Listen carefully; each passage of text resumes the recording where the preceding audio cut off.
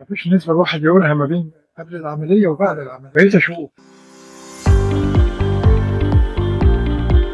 عم احمد، احنا مشكلتنا كانت في ميه زرقاء متقدمه. كان عندنا ميه زرقاء ادت الى تلف كامل في العين الشمال، للاسف ما بنشوفش بيها نهائي.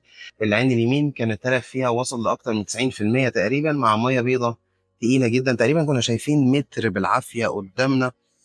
لفينا كتير وما كنتش عايز تعمل العمليه. تخيل. خايف من ايه؟ عشان هي اللي فاضلة.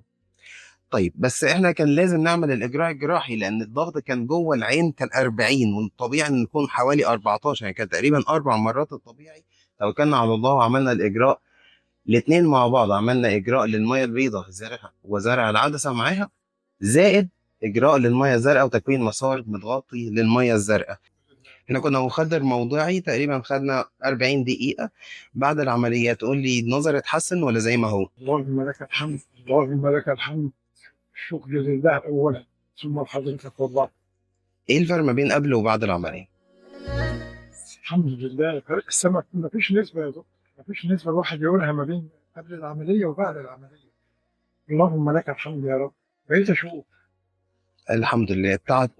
تنصح اي حد عنده ميه زرقاء ان هو ينتظر عليها ويفضل على قطرات، مش عارف اذا كانت مؤثره ولا لا، ولا يتوكل على الله ويعمل اجر؟ يعملها. هينتهي من التنفس في العصب والبصر من المية الزرقاء وضغط العين. لازم يعملها، لازم يعملها. جميل. في اي حاجه تحب تضيفها؟ أنا نفسي أدعي لك يا سيدنا الله والله. يكرمك، ده دورنا وده واجبنا. ربنا الحمد لله يحفظك. على سلامة.